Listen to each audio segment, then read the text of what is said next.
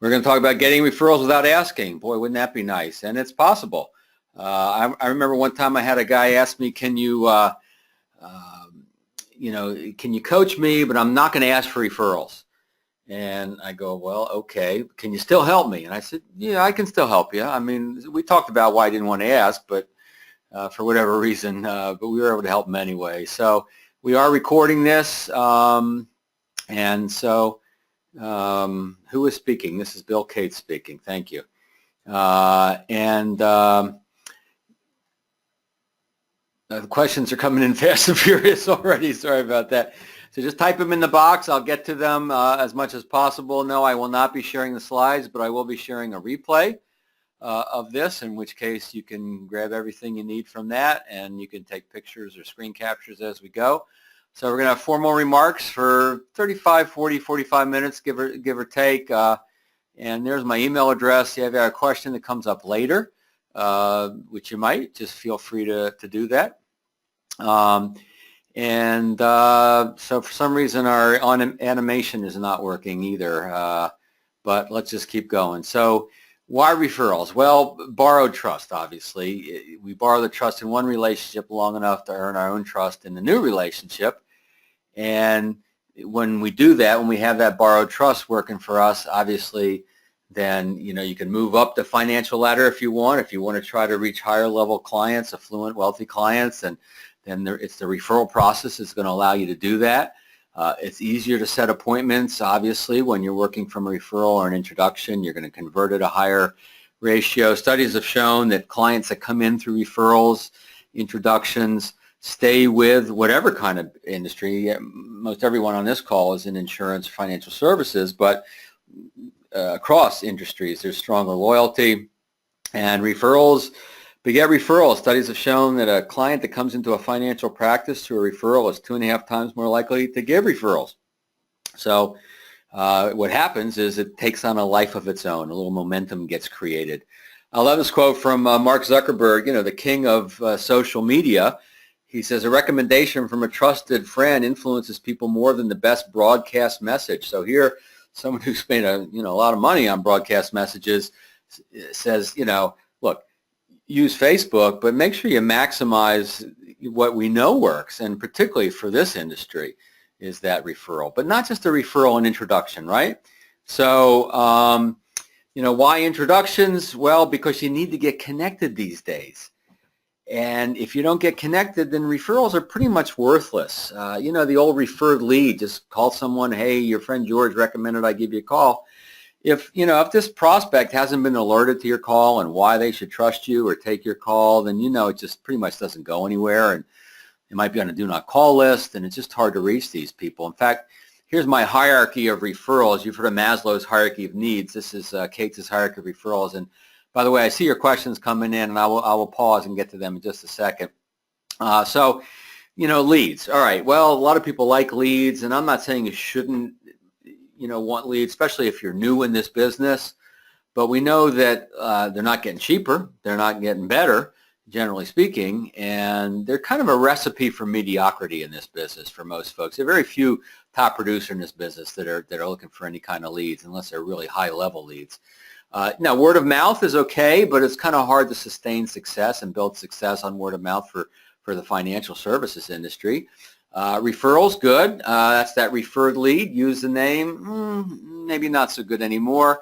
Now we're starting to cook with recommendations where someone recommends us. You should use him. You should use her. Take her call. Take his call. At least hear what he has to say, right? That sort of recommendation. Well, now we've got someone who's at least probably going to talk to us. And that's good. And of course, the introduction where we're actually getting connected, and we're really connected with these folks, and now they know who we are. It's an email introduction or an in-person introduction, and that's almost the highest level. The highest level is what I'll call an advocate or advocacy, and advocacy is where you kind of get the both of the purple and the green there. You get someone who is going to connect you and take a stake in that connection, and they're also going to recommend you, endorse you, if you will, in loose terms. And these are the folks that we're trying to create as many as possible. Not everyone will rise all the way up to the top, but that's kind of gives you a sense of what we're trying to go for here. So please remember this. that cold calls are God's punishment for failure to get enough referrals. So while you chuckle on that one, let me take a couple questions. There's no sound, or there was no sound before I got started. Yep. Happy New Year. Enjoyed my last webinar. Wonderful. Thank you. And not sharing the slides, but sharing the recording. All right. Thanks, guys. Appreciate the feedback. So everybody's got a referral gap. Your clients have a gap in where they are and where they want to be. You have a gap in where you are, where you want to be, particularly around referrals. It could be quantity. Maybe you're not getting enough. Quite often it's not quantity, it's quality, right? You're not getting enough of the right kind of folks. I had a guy call me up once for coaching, and he was getting like 30 referrals a month. And I said, most people dream of that level of quantity of referrals. And when we examined it a little bit more, we realized what he wanted was the quality of two levels of quality: the quality of the people he were being introduced to in terms of financial capacity, as well as better connections, better introductions. So we actually reduced the quantity a little bit, but he was writing, bigger cases and making more money. Why do you have the gap? Fear, doubt, uncertainty. And what's it costing you? It costs a lot to do everything other than referrals, right? The referrals and introductions is one of the few things you can actually do that will increase revenue and reduce marketing costs at the same time, right? So, well, we already did that one, didn't we? So let's talk about who gives referrals. And now we're getting into what it's going to take to get referrals without asking. Great study done by Julie Littlechild. She's done this over and over again, and similar results every time. So satisfied clients, as you might expect, they're pretty loyal. They stay with us. But in this particular study, only 20% gave one or more referrals in the preceding 12 months. So there's actually a low correlation between client satisfaction and the getting and giving of referrals. What we need is engaged clients. I'll define that in a minute.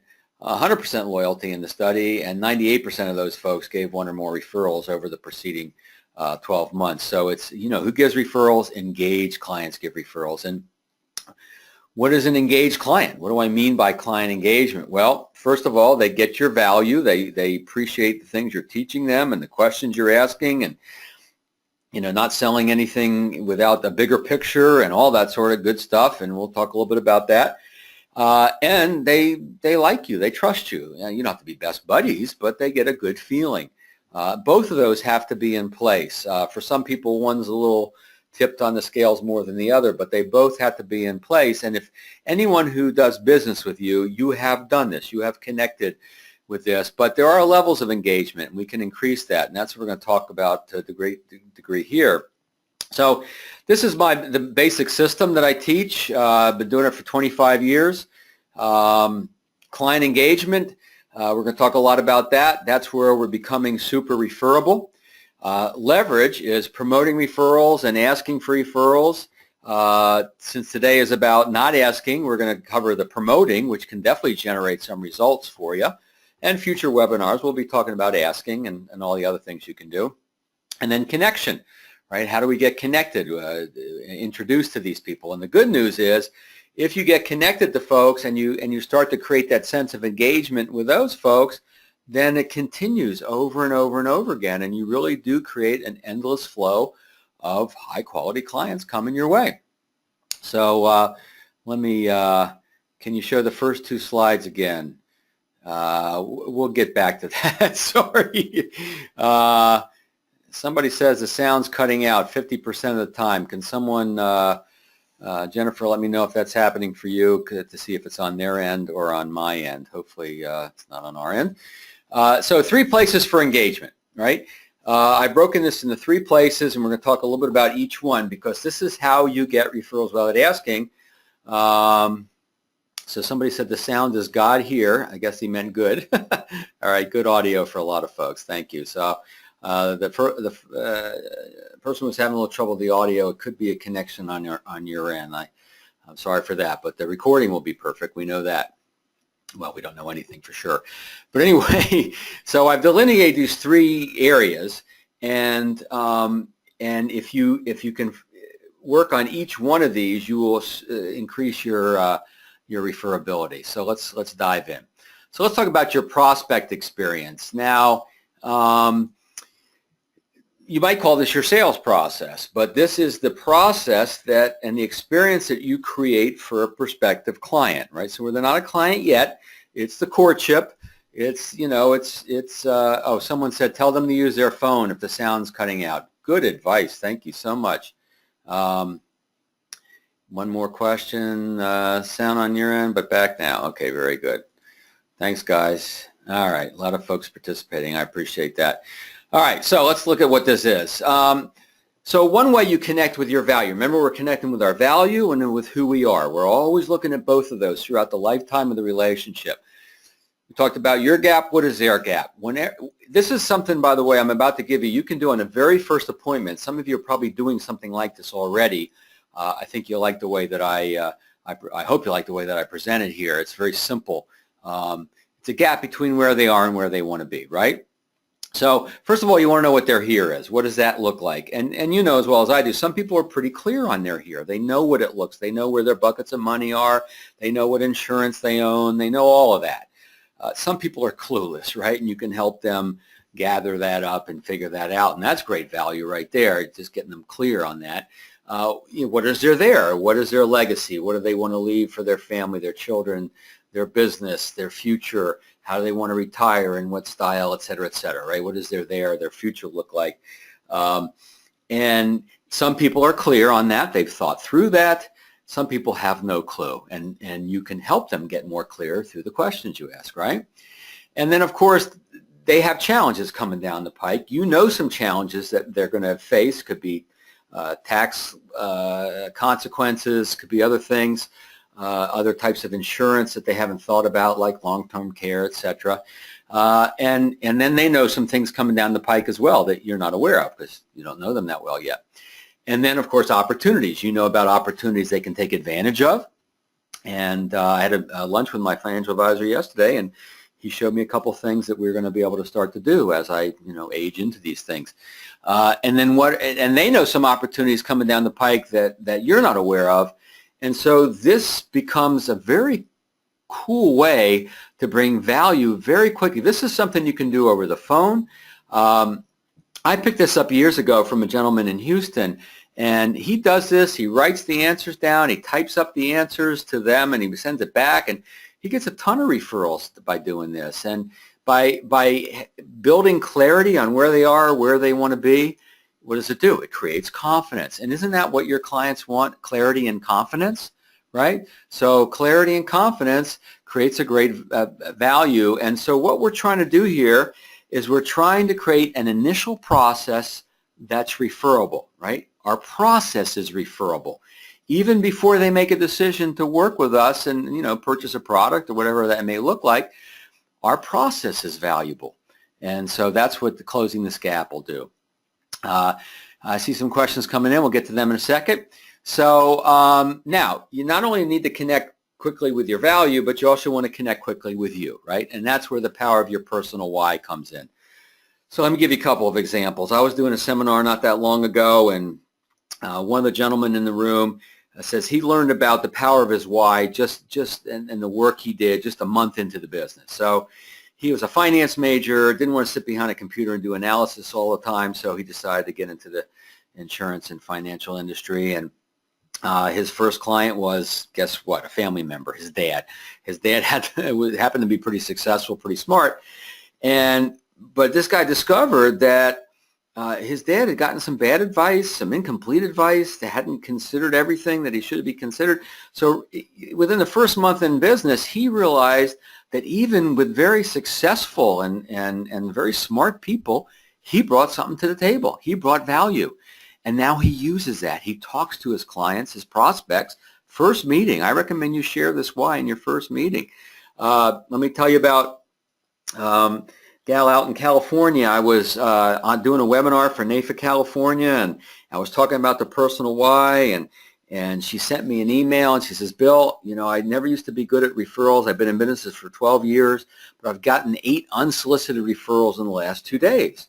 Her name's Carol Upshur, and so I said, Carol, can we hop on the phone? I'd like to learn about what you're doing. And so here's what she told me. She said that she and her husband had gotten some bad advice, and they lost some money and times were tough for a little while, but they got back on their feet, and then she got into this business, and now she sits down with her prospects, very first meeting, and she says, that's a little bit about what I do and how I do it. Let me tell you, if you don't mind, about why I do this, why I'm in this business. She tells them a little bit of that story. She's a little self-revealing, and now she's getting referrals from prospects. Why? Because asking good questions and helping with the gap, that's mostly kind of a head-to-head thing, not exclusively. But then this is really a heart-to-heart, and this helps them connect with you. If you want people to give you, possible influence over their money, their financial future, well, you better make sure that they get a sense of who you are. And this why is something that will do that. Now, people won't usually ask you what your why is. Occasionally, they'll say, why'd you get in this business? How'd you get in this business? In most cases, you're going to have to kind of insert it into the conversation and say, let's shift gears for a second. Let me tell you a little bit about why I do what I do. And there are a lot of sources of your why. It could be something that happened to you personally. It could be, if you're new in this business, it could be a why from one of your colleagues. Now, you don't want to lie and out steal their why, but you can leverage their why by saying, by using the collective we. One of the things that we have discovered, right? We have a client, so it's the collective we in your firm. So you can still tap into that. So let me do a couple quick questions here. Is generating leads on LinkedIn a good idea, and can you use the principles you're teaching here with LinkedIn? Absolutely. There's three principles we're talking about, right? There's the principles of engagement, which means being referable. So how do you become referable with LinkedIn? Well, you provide value, but here's the challenge with LinkedIn. The challenge with LinkedIn is that most people do stuff, just kind of broadcast to a group. They copy paste, and so it's not targeted, and therefore it's not relevant, and it comes across as salesy. Even though you're trying to just provide some educational value, it comes across as a little bit too pushy on LinkedIn.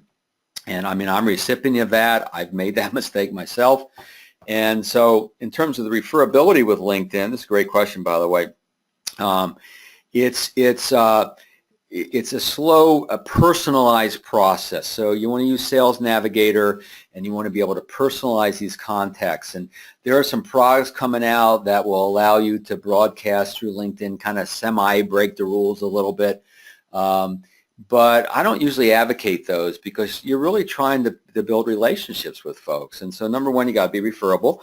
Now, what about asking for referrals from LinkedIn? It's not the main thrust of this program, but I do advocate taking it off of LinkedIn once you've established a little bit of a relationship, once you've made connections with your folks with LinkedIn, and then you know that they know people that you can probably be of service to.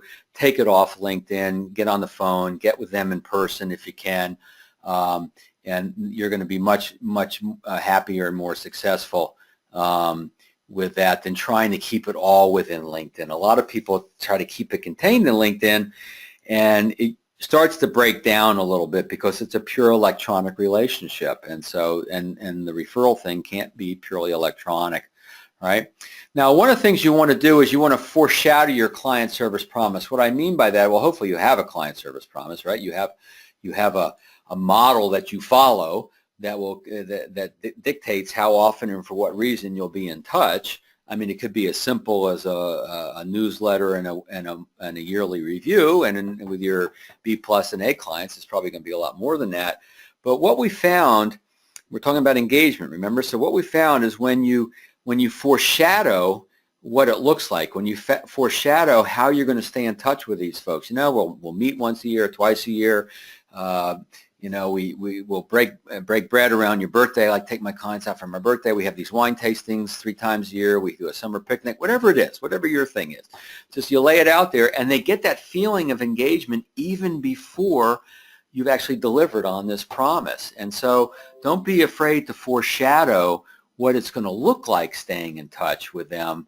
What are their expectations? What would they like? What would they prefer? And now we're creating this sense of engagement with a prospect, right? They're not even a client yet. We're creating this sense of engagement. We're becoming referable. Now let's talk a little bit about the, new clients. They've now purchased an insurance product. You're doing a financial plan for them, whatever it looks like for you. A lot of different models, business models represented on this call. What we want to make sure we have is an onboarding process. We want them to feel welcomed into our world, welcomed into our quote-unquote family, walk down the proverbial metaphorical red carpet. Do you have an onboarding process? Now, the beautiful thing in financial services, of course, is that there's kind of a built-in onboarding process because there's usually a deliverable. It could be a policy, it could be a plan. And usually you want to be with them in person, sit down and review that, and that's a deliverable, and that's part of the onboarding process. Here are a few other things that people like to do for onboarding. You're going to have to figure out what works for you, obviously. It could be a packet of information or goodies that you mail or deliver. I've run into so many people over the years that do different fun things. There was one guy, bundt cakes is his specialty. He'll bring a new client a bundt cake. He'll just drop by one time and just drop it off. And I met another guy who was not retired, but a former pastry chef, and so now he makes pastries for his new clients. And I send books sometimes to new clients, or I'll go on to Amazon.com and find out, I'll find out what their school is, what school, university they went to, and then I'll get coasters or a scarf or something with the logo on it. So a little something like that. Could be a book related to finance, compliance approved, of course, or just their interests. I have a couple of books I love about dogs, Art of Racing in the Rain, A Wolf in the Parlor. So if I know someone's a dog lover, I might send the book. So, something like that. Again, it's just, you don't have to do all of these things, but you just want to have a little something in place. Obviously, a handwritten note, a card. Now, if you got team members, you have back office people, have an assistant, let them call them and say, hey, we may not meet, or I hope we meet sometime, and here's what I'll be doing to serve you. Or it could be a handwritten thank you card from everybody in your office. Make sure you sign the things. Don't do the foil stamp or whatever. Social media connection. Obviously, reach out to them with LinkedIn. Expectations agreement. I know a lot of folks who've done this over the years where they'll just say, here's what you can expect from me, and here's what I expect from you. It's about the communication. It's about the straightforward communication. It's about how often they're going to meet. And mostly it's about the candid communication, which is so important for both sides, right? And they sign. It's not a legal agreement, but it's just acknowledging. It could be a thank you lunch, right? Now we've done some work together. Let's go out and get to know each other a little more personally, because we know the value of the business friendship is very important as you build this relationship. It's kind of a turbocharger to becoming super referable. Or maybe you have a client social event coming up, even an educational event. Invite them to that. Whatever you do, have a checklist. You usually need a checklist to maintain consistency over time. You might have an assistant that helps you with this to make sure you're doing these things, but we're having a process that's making us more referable. In some cases, referable before we even do any business with them. Now we're starting to do some business with them. We have an onboarding. They're feeling that. Most folks in financial services don't do this. Most businesses don't do this. And so you're going to look different there. They're going to notice that. And then, of course, you got to have that ongoing client experience, which is what I alluded to before, is that client service promise, that plan, that model in place. So first thing with an ongoing client service experience, you want to make sure you segment your book, right? Who are your A's and who are your B's and who are your C's and who are your Y's? We all have a few Y's. Why am I still doing business with this person? The reason why we segment our book, obviously, is because we can't deliver the same level of contact and connection and service to everybody. If we try to do that, we'd be having unprofitable business from a time standpoint and dollar standpoint. So we want to make sure that we build a client service model, at least for our A's. Now, if you can do it for your B's and C's and kind of have, in fact, I have a matrix. I'm going to make a note to send you guys a matrix. After this is over, I'm going to send you the replay. I'll also send you a matrix of this, what some people like to do for their A's get this and their B's get a little subset of the A's and the C's get a subset of the B's. And so it'll give you a sense of what that looks like. But now you can manage the process. And so we got to do two things, right? We want to keep bringing value and build the business friendship. Somebody said, great material. Thank you. I appreciate that, Ben. So in-person meetings. you do that. I'm sure you do that. That brings value. Value-oriented phone calls. My financial guy once, advisor called me up, Larry, who just retired, said, Bill, I want to talk to you about your homeowner's insurance. And I said, wait a second, Larry, you don't sell homeowners. He said, of course not. I'm your financial advisor. I want to make sure you're making all the right decisions. So who you with again? State Farm? Yeah. How long have you been with them? Da-da-da. When's the last time you did a household review? I haven't done it in a long time. Well, you should do that. You got new furniture. And did you at least call them up for the discount because of the alarm you put in? I haven't done that either. Well, you're going to save a little money. Let's do that. So, a value-oriented phone call. And now, does Larry get paid for that? Well, not initially, not financially, he doesn't. He gets paid through loyalty and referrals, right? I referred a lot of folks to him over the years. And do I get value from that? Of course. I make sure I do what I know I need to be doing. And I realize that, he's thinking of me even when I'm not thinking of him, that he's got a plan in place and he's following that. And I appreciate that. See some questions come in, and we'll get to them in a second. Could be monthly newsletter, could be weekly email newsletter that nobody opens. Do you know your open rate for your newsletter if you have an email newsletter? I hope you do, because open rates keep going down and down and down. We're watching ours all the time. A lot of folks are actually going back to printed newsletters. The value of sending stuff in the mail, people will sit down and read that sometimes where they wouldn't read the email. Gosh, anything that's compliance friendly that your firm sends to you, reports, white papers, videos, we just want to keep dripping value onto our clients. Could be educational events, educational webinar like I like to do like this. It could be an in-person educational event. It's good to do all of that. And then what I really want to emphasize for just a second is that taking that leadership role in their financial life. I would like you to make part of your theme of 2017 taking a leadership role in your clients' lives. Some of you probably do that, I'm sure. It's helping them make the hard decisions, helping them bust through their limited thinking or overcome some of the bad advice they've gotten from their friends and other folks in their life.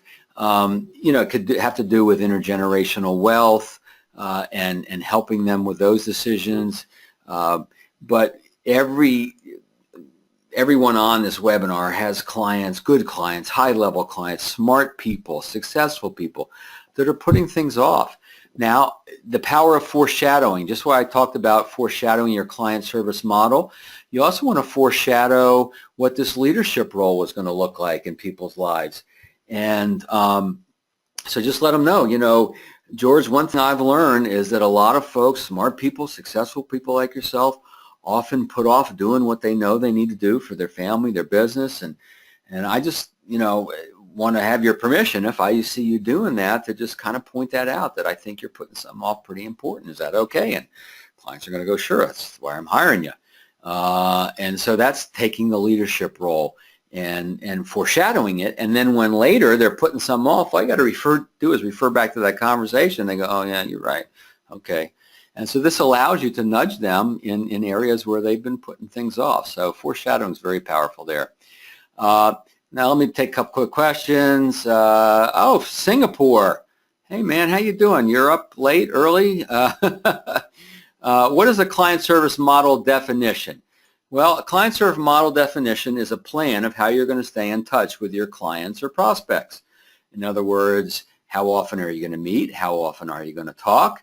What newsletters are you going to send to them? What educational events are you going to host? What social types of things are you going to do? And I'm not saying you're doing all of those things, but what does that look like? And I'll send the matrix out to everybody who's registered for this call, and you'll get a sense of what some people do, at least in the financial services industry. And you get a sense of that. So it's just your plan of how you're going to stay in touch and map that out.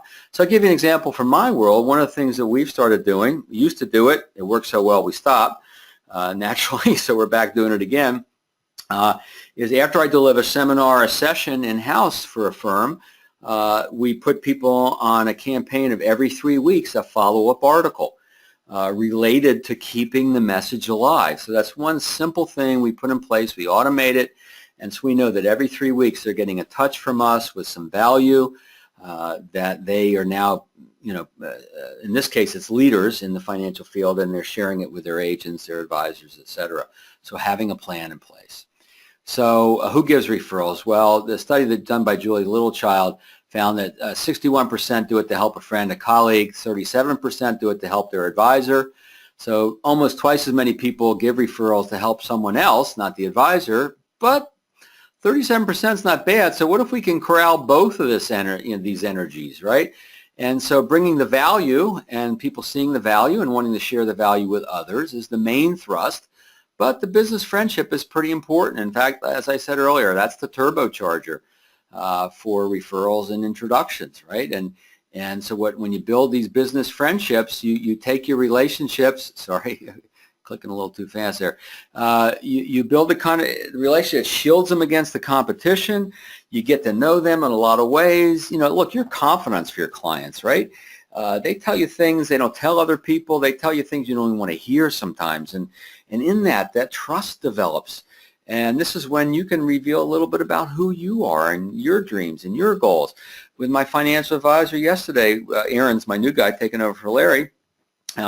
We're sharing our goals for our business. We're sharing our goals for our life with each other because we've built a business friendship.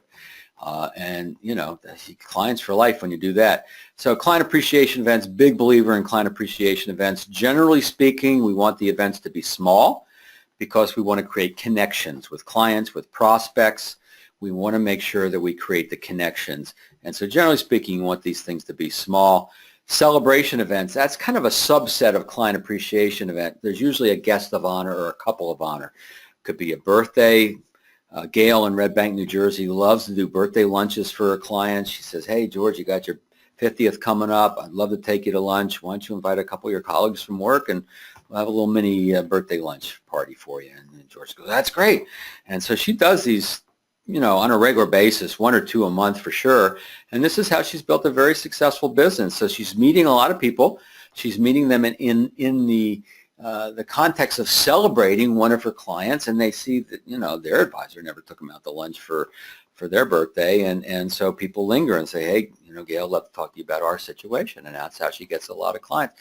Joe DeSena, Long Island, New York, does retirement parties for his clients. So anniversary, birthday, retirement, all kinds of ways to celebrate. Clients for life, and you meet a lot of great people that are like them. And then the small wow experiences, the little things you think about, paying attention to what people say on the phone and following up with a little note, a little link to a website. Someone's going on vacation, you find a blog related to that, destination or a website or a book, and you send them a book, whatever. It's the little wows that really stand out. Scott Miller is a guy I've been in touch with for years. He follows my system, and he's always sharing me emails of how he created another wow for a client and bought a bottle of wine for a client couple one night. And it was his guy's birthday, and they showed up to dinner, and there's the bottle of wine, right? He gets a call 2 hours later on his cell phone. Apparently they just consumed the bottle of wine, and they were saying, Scott, thank you for making this a special evening.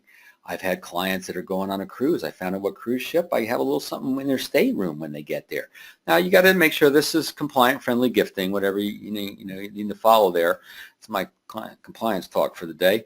But this is what really, these little things just go a long, long way.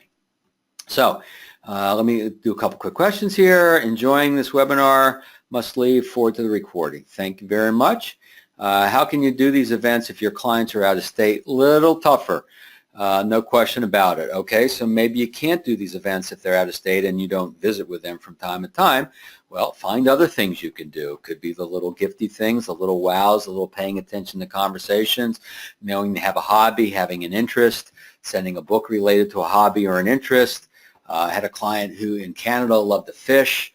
I sent him a book on fishing places in Canada. So you can't always do the events. I get that, but you can always work on the business friendship.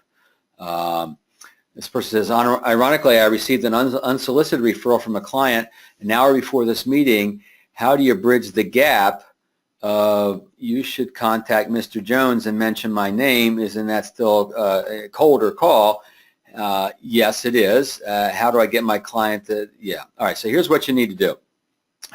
By the way this does, I can't always see the person's name, so I apologize. It's Bryson. Okay, good. So yeah. What you want to do is you want to call your client up and you say, I appreciate you thinking of me. I appreciate the trust you have in me. and mention me to Mr. Jones, and can I share with you what works the best, or can I share with you what I found seems to work the best in these sorts of situations? And they'll go, well, okay. So look, if I call him, mention your name, I'll be honest with you. That doesn't usually work so well. He may be on a do not call list. Maybe you can play that card a little bit. What I found really works better and is more comfortable it will be more comfortable for him, is he'd probably like to hear from you before he hears from me, maybe with just a sense of why you recommended I give him a call. Can we talk about what that might look like a little bit? He would like to hear from you before he hears from me. Right? You could say sometimes when I call folks like that, sometimes they're, no offense to you or the relationship, but they're a little irritated by the fact that they're getting called by this person they don't know. And notice the line I said, here's what tends to work the best. And the people perk up. And so what do you want? Well, probably what would be good enough in this case would be just an email handshake, right? Where he says, Mr. Jones, meet Mr. Smith, blah, blah, blah, Jack, B. John, Bryson, and I think you should talk to him. He's really opened my eyes to some great stuff. I know he'll follow up, but don't worry. He's very ethical, not going to bug you, da-da-da. So you just talk about that, and that's how you educate your clients on how to give referrals. You educate your clients that word of mouth isn't enough, and that you just getting a name and a phone number isn't usually enough either. So thanks for that question. It's a good one. So the value discussion. This is the check-in. This is the cornerstone of my system. This will help you create referrals without asking. This is probably the biggest, most important thing you can do. It'll reveal problems. If there is anything not working, you'll find out. Usually it's nothing big. Maybe they just need to vent about something. Most time you won't have anything wrong. It brings the value to life. You're going to see that these are open-ended questions, and it brings the value to life. And then it can generate introductions, sometimes right on the spot. Harvard Business Review reported a study that said if a client doesn't rate you as completely satisfied, they're a candidate to move their business somewhere else. So how do we know if there's a gap in their satisfaction without asking them? And that's what this value discussion is, right? So we got to bridge that gap for them. So the verbiage obviously will vary depending on the circumstances. First or second meeting, we've covered a lot today. What are one or two of the most important things we've discussed so far, right? Notice this, open-ended questions. It's not, did you find this meeting to be helpful? Yeah. Great. Who do you know, right? We're not trying to set anybody up or anything. A decision to work with you. You've made an important decision, to move forward with this. I'm curious, what tipped the scales for you? What made you decide to move forward with this important work? And so again, open-ended, and now they're reinforcing their decision to work with you. You're learning about what you did well, et cetera, and bringing the value to life. Delivery of a policy plan, other deliverable. We've been through quite a process to get to this point, what value to believe you've received from this entire process. Now we're making this value discussion about the entire process. And a review meeting, an assessment meeting. Let's put the market and economy aside for a minute. Let's talk about something we can control, which is our communication, overall working relationship. Is there anything not working that I should know about? And what is working for you? How do we continue to earn your business? So these open-ended questions, checking all along the way. I was doing a program a couple years ago in Baton Rouge, and Jerry's the sales manager. I don't have a picture, so I drew a likeness. 41 financial professionals in the room. He loved this value discussion idea. He got up. He says, guys, we got some end-of-the-year money. I need to spend it. I'm going to lose it for next year. $250 expense money. Anybody holds 12 in-person value discussions in 6 weeks. 16 advisors completed the assignment on time, and these 16 folks generated 132 unsolicited introductions just through the value discussion. That's how powerful this is. And so you want to make sure you do this. Now, this is the precursor to actually asking for introductions, but that's another webinar for another time. And again, this foreshadowing. So foreshadow the value discussion. Let them know that the first meeting, second meeting with a new prospect. George said, given the nature of the work that we're going to be doing together, I think it's important for us to always have a good, candid communication, ongoing communication. Would you agree? Well, yeah, I agree with that. Great. So pretty much every time we get together, I'm going to check in with you, make sure everything's going well with our communication and overall working relationship. Of course, if anything isn't 100%, we need to know. And we'd also like to know, what is working for you. So you let people know that. How does that sound? Sounds good. And now they know you're going to be checking in, doing a value discussion on a regular basis. So let me expand the box so I can see the pictures. If you become friendly with people on social media as fans of same sports team, can you approach them to do business with them? Well, I would do it slowly. I would try to build some value first. Well, I always want to lead with value and say, hey, it's been great talking to you about the team, the fantasy football league, whatever. My company just came out, or I just wrote this report. I think you might find it helpful. And so you want to you want to find a way to make sure that you lead with a lot of value first. And the challenge with social media, of course, if it's just purely electronic, it's hard to go very far without coming across kind of salesy and pushy in social media around this.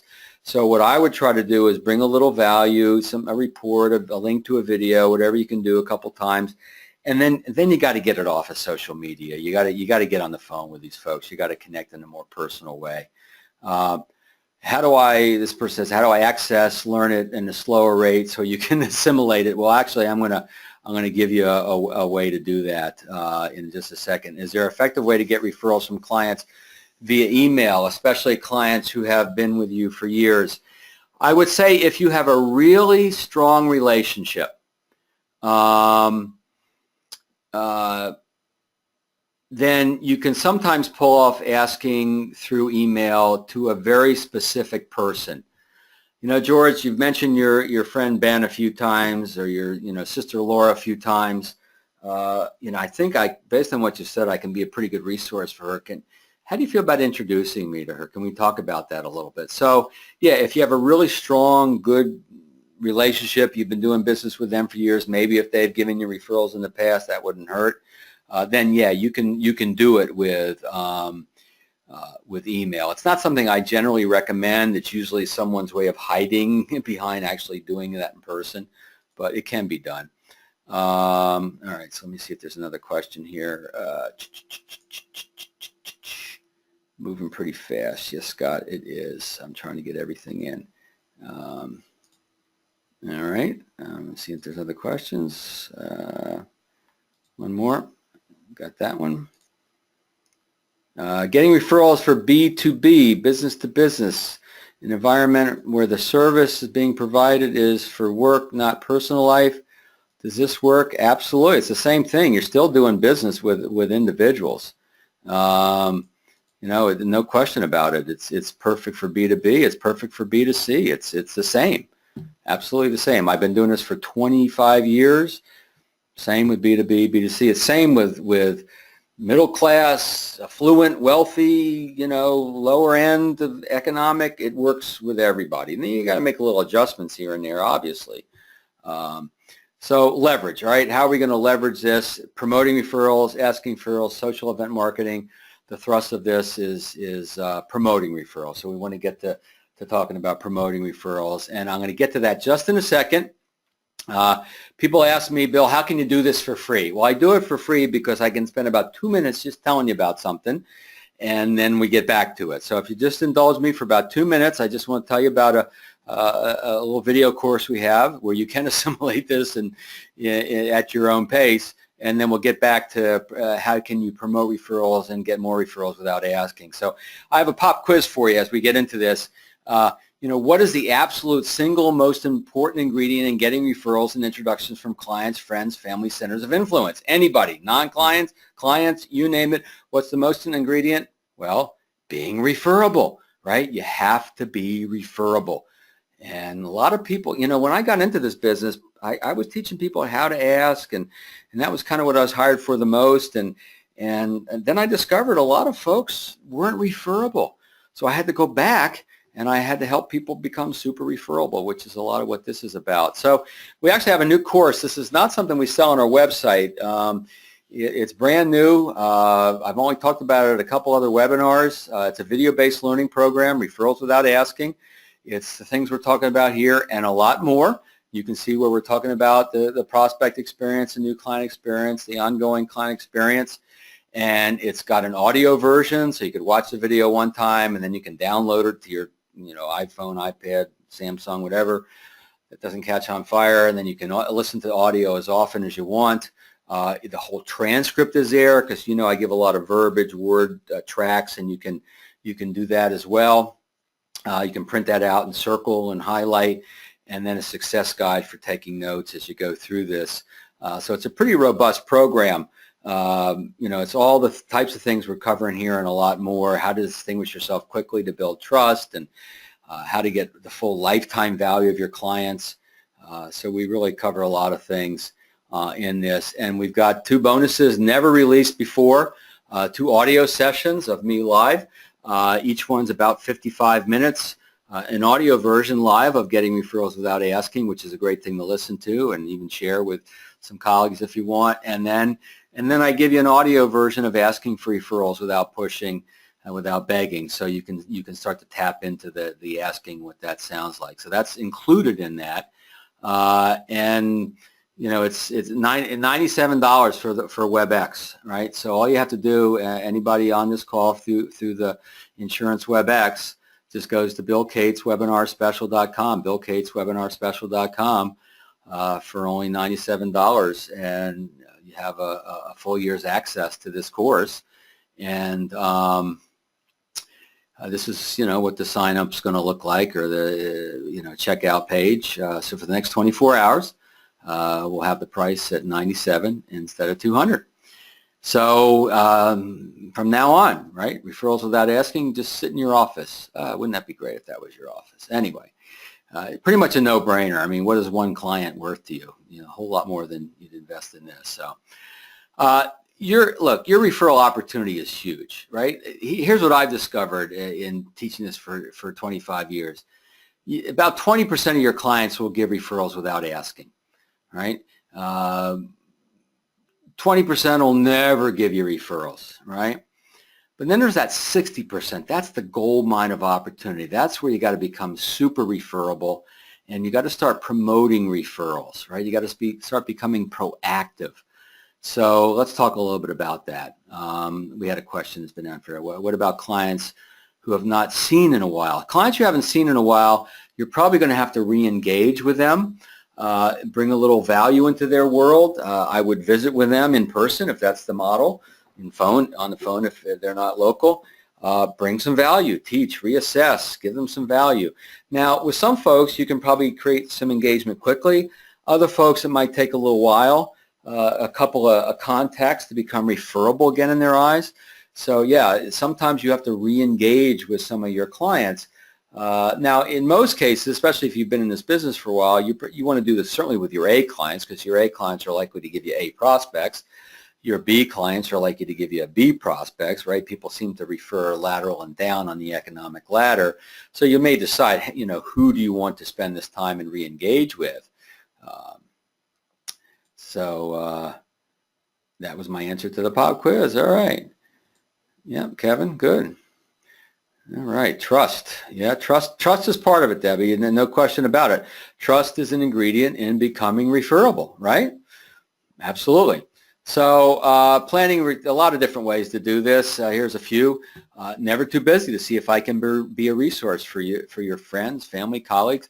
Letting people know you're open for business. Never too busy to see. Now, notice these words, to see if I can be a resource. These are the qualifying words. These are, if you're a veteran and you've been at this for a while and you're not needy anymore, then you want to make sure you use these words. Never too busy to see if I can be a resource, because this needs to be a good match, a win-win. On the other hand, if you're a little newer in the business and you're still a little hungry and you need to bring people in, you can take those words to see out, right? Never too busy to be a resource, or to give friends, family a little advice. Take a look at their situation, right? Been teaching this for years. It's titled one of my books, Don't Keep Me a Secret, right? Simple little thing you can say. A lot of people remember this one. You can put it on an email signature file or a PS on a note. Glad you see the value in the work we're doing. Please don't keep me a secret, right? When you do the value discussion, right, what we're talking about, you do that check-in at the end of each meeting. You say, great, I'm glad you see the value. I'm never too busy to be a resource for other people you care about. Hey, I'm glad I got a happy client. Please don't keep me and this important work a secret out there. Make all of this about bringing it back to your personal why, about the value that you see in the work that you do and bringing this value to other people. We're asking for help in a way, but we're asking for help to help others, right? We're coming from a place of confidence in our work. And so, there's a lot of ways you can do this. Now, here's a great one, by the way. This is as you're getting started with your fact finder, your discovery process. You say something like this, George, as we go, or Laura, as we go through this process, you may find yourself thinking of others you think should know about this opportunity. It's pretty common. I just want to let you know, if you think of someone, let me know. Obviously, we'll finish this process for you, but we'll also talk, see, does it make sense for you to introduce me to her? And then we'll talk about what that looks like so everybody feels comfortable. So I'm foreshadowing the fact that they probably are going to think of someone, because it happens a lot.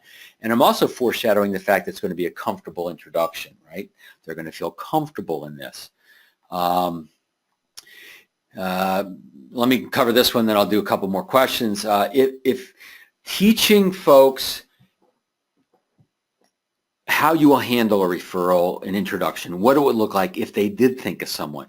This is one of the most powerful ways to get referrals without asking, theme of this webinar, is by teaching people what it would look like, taking the risk away. You see, if you haven't talked to your clients about how you handle this sort of thing, it could very well be they feel like a risk in their arena, and that's why they're not doing it. So let me give you the language, and it goes a little something like this. George, a lot of my clients like to introduce the work I do to other people, and I just thought if that opportunity ever presented itself to you, it would be good to have a sense of how I'd handle it, what it'll look like, so you feel comfortable. First of all, the work we do, completely confidential. They're never going to learn about your financial situation from me, and vice versa. Even with close family members, we never cross that line. We will not cross that line. And we handle this sort of thing with great care. What I mean by that is I don't want to call anybody and surprise them and have them think, oh, why did George give my name out to this guy? Nobody likes to get calls like that. So if you identify, 1, 2, 3, whatever, well, you and I'll talk, and we'll see, we'll craft an approach that feels comfortable for you, for them, for everybody. How's that sound? Oh, sounds great. Now, have we asked for referrals or introductions? Not really. We foreshadowed the fact we're going to do a comfortable introduction, but I've handled the two main obstacles for people giving referrals is, whether you ask or not, is confidentiality and what's it going to look like, handling with care. Very, very powerful. I'm going to leave that one up for a second and answer a couple questions. Would it be effective to run an email campaign reminding your clients of the value you've added? Oh, I think that would be okay. If you want to run that by me first, to just, Tucker, to give it a sense of, what you might be saying, I wouldn't mind looking at that. I might learn a little something too. I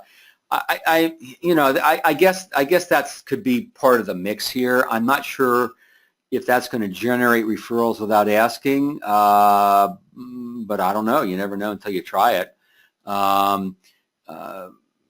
This person, Lynn, says, I use Don't Keep Me Secret on all my thank you notes. Thank you, Lynn. I appreciate that. It does work, doesn't it? Will value discussion be available after the replay, that report? Yeah, absolutely. And yeah, so will you email this offer out? Yes, I will email this offer out.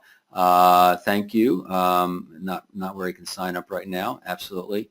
All right, please review as we go through this process. I'll tell you what I'm going to do. I am going to send you the script. I have a script about how I handle referrals. That's that script I just gave you. And so we can keep going. And so pretty much after this is over, I'll render this file. I'll get this out. I'll get it up on YouTube. I'll get you the link as quick as I can, certainly before my head hit the pillow today and tonight. And I will send you that exact verbiage, okay? And I think that will be the best way to do it. And Scott's, is that Scott? I can't tell. I don't like the way this gives me the thing. Thank you. You're welcome, Earl.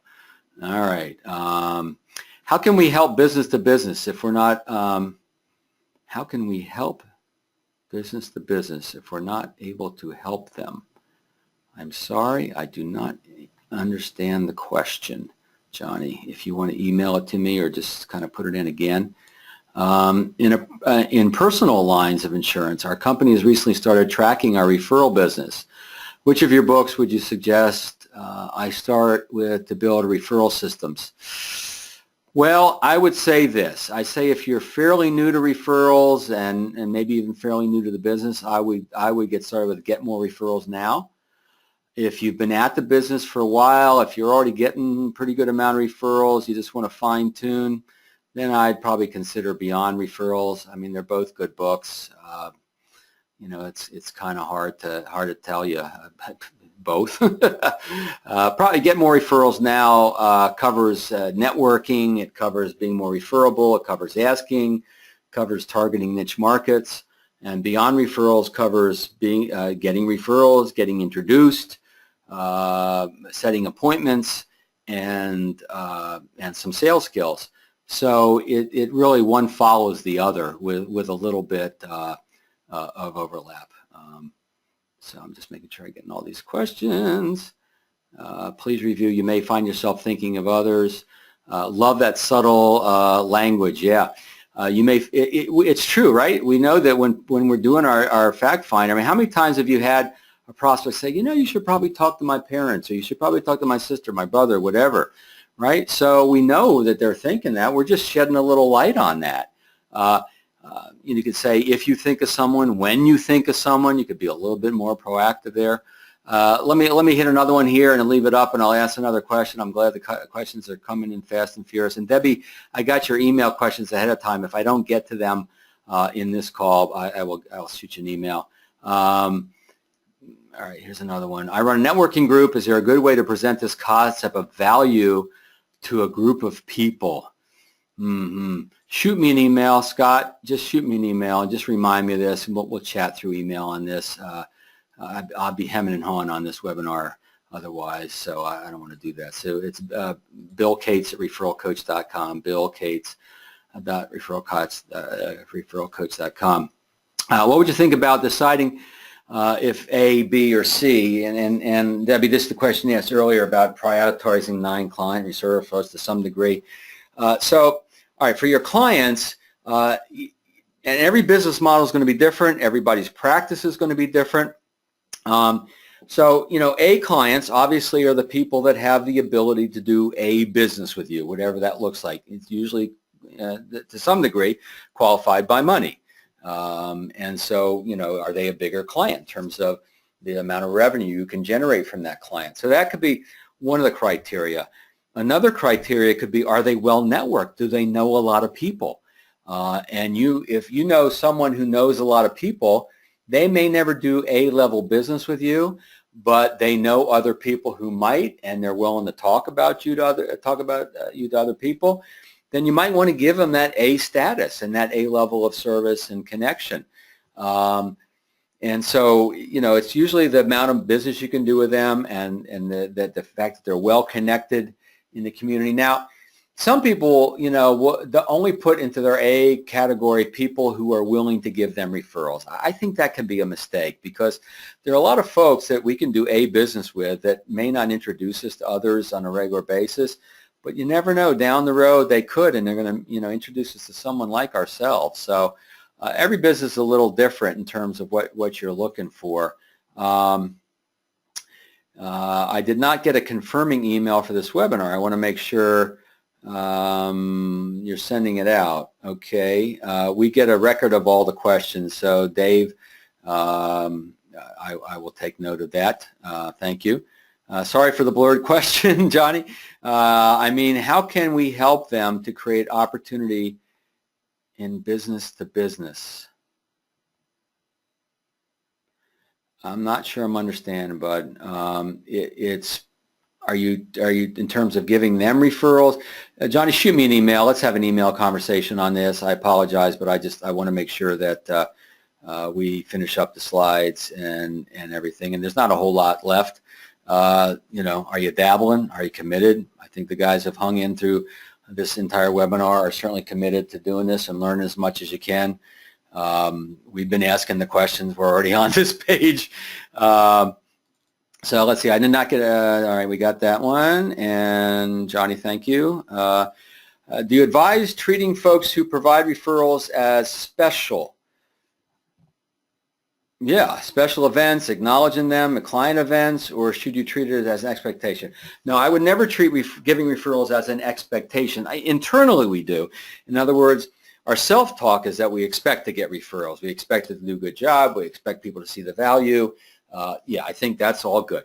But I don't think we ever make giving referrals an expectation of the relationship. That's a mistake. The only folks I do that with would be non-clients, would be, you know, reciprocal referral relationships with centers of influence, but not with clients. But acknowledging and treating them, yeah, sending a thank you something to them, a handwritten note, a little gift of some sort, yes. At events, acknowledging them. You know, some of you here have you know, introduced us to others who are here. Some folks will like to do special events just for people who've given them referrals and or were, you know, part of the referral process in some way or another. That's a great thing to do, where everybody at the event either gave you a referral or was there because of a referral. So yeah, we want to treat, celebrate, and all that sort of stuff. So yeah. My video programs consider continuing education. Jill, you know, these are so brand new. The client service stuff tends to be considered as continuing ed because it's about client service and client relationship. Once we get into the asking for referrals and marketing stuff, it tends not to be. I have not personally been able to get those approved yet because it's brand new on that one. I have a client who wants to be an advocate, but he is unsure how to approach the conversation with his clients. He is in an unrelated business, but we have a similar target market. Wonderful. This is a center of influence, a strategic alliance, a referral partner. So first of all, you got to make sure that he's clearly gets your value, right? And that's something that continues over time to make sure that you're continually referable. You need to educate him or her, in this case it's a he, how to recognize people. You know, what are they talking about? What's going on in their life? How does someone recognize a good prospect for your business? You have to teach them that. And these are the kinds of things you have to teach kind of ongoing over time. You just remind them. I put this in writing. I've had it on a written piece of paper because visually it goes into the brain better. Could be something you could refer to later. And then you sit down and talk a little bit about, you know, how to introduce you and the work you do. How to talk about your value proposition. I don't know what your value proposition is, so I can't give you that. But you're right. It's very much an educational process here. And we want to make sure that they know that we're, you know, the value that we bring, how to recognize people, and how to talk about us. And the next step is how to introduce us, how to connect us. We want to make sure we get connected, right? We don't want just someone out there saying, hey, you should talk to George, you should talk to, sorry, I can't see your name. I hate the way this box shows. And so, you know, you want to get introduced, right? Whether it's an in-person introduction, in most cases, my guess is going to be an email handshake is probably what he's going to create for you. Okay, let's see if there's anything else coming in. Hey, guys, a lot of questions. I really appreciate this. Let's see if there's anything else coming through. All right, so Debbie, are you still with us? I do have a question. Two more questions. So how do you ask for referrals from non-client referral sources? Well, we kind of touched on that. So again, we must ensure our referability, right? And then in the VIPS that we teach, and we'll have a webinar on this coming up through Insurance WebEx and through my own followers as well. Come prepared to suggest names and categories, right? You just like you want to become prepared with your regular clients, you want to come prepared here. So if you know people in their world, come prepared. You know, they sit on the board of directors of a company or a trade association or a philanthropic organization. Look at their LinkedIn profile, all the different, same ways you come prepared with a client, you come prepared with non-clients. And like I just suggested, you got to teach them who you serve the best and how to recognize candidates for your business. The other question is how to prioritize non-client referral sources. You know, how do you prioritize non-client referral sources? Kind of the ABC, but for non-clients. Well, do they congregate with your ideal clients, right? In other words, do they, by the virtue of the work they do, be it community service or work, do they associate and or congregate with people that you want to meet, number one. Obviously you got to know, are they open to introducing people to you, right? Assuming you're referable, are they open to it? And so you got to keep building your referability with them. As I mentioned, you got to teach them, remind them who you serve the best. So your A's are going to be these people who hang out, meet people that you want to meet. They're open to making these introductions. Those are the relationships you nurture. And then you want to know, do they expect a reciprocal referral relationship? In some cases, they do. In some cases, they don't. A lot of folks out there just like to have good resources in their back pocket to send, to their friends and colleagues. And so you don't always have to, it doesn't always have to be a reciprocal referral relationship. So don't assume that. Now, if they want it to be a reciprocal referral, then you've got to know, do you meet the kind of people that they want to meet? And do you meet roughly the same quantity that they meet? And that's why you can kind of determine, what it's going to look like. With all these kinds of relationships, you always want to talk about expectations in terms of reciprocal referrals and how they're going to introduce you and all that. All right. Let's see what else. We already got that one. And I think I got all the questions, guys. If I missed one, Bill Cates at referralcoach.com, right there here on the screen. Bill Cates at referralcoach.com. I promise I will shoot this out to everybody, the recording. Definitely you want to check our new tool out. It's 3 great courses or great modules. It won't take you a long time to go through, and then you can download the audio and listen to it as often as you want till you get sick of me. You can print out the transcripts, so you can circle the word tracks that I provide, and I think you'll find it to be a great learning experience. And for the next 24 hours, it's there, plus you get the audio. We do have another question, so if you want to hang in there, guys, I will ask her this. Bill, if I'm speaking with someone, how do I know if they are a good prospect for me? Well, I appreciate that. Or do you want to just know that language? I'm not sure I know what you're asking. If I'm speaking with someone, how do I know if they're a good prospect for you? Philip, is that Philip? No, that's not Philip. Yeah, it is Philip. I'm not sure I understand the question. I apologize. I think you got more to it. Oh, yeah, okay. Philip, it got jumbled up here. Just shoot it to me in an email, bud, and I will answer it with an email. I promise. Sorry about that. That's okay. All right, guys, I got to go because everybody's hung on there longer than you probably expected. I hope you found it helpful. We're doing 3 more with Insurance WebEx this year. I have other offers like this too. And then if you get into my world, we'll do some other things as well. And I hope you found this helpful. At any point in time, shoot me an email, billcates at referralcoach.com. I'm happy to help any way I can. You'll find I'm pretty darn accessible. And I'll send you out that matrix I promised. I'll send you out some of the language we talked about.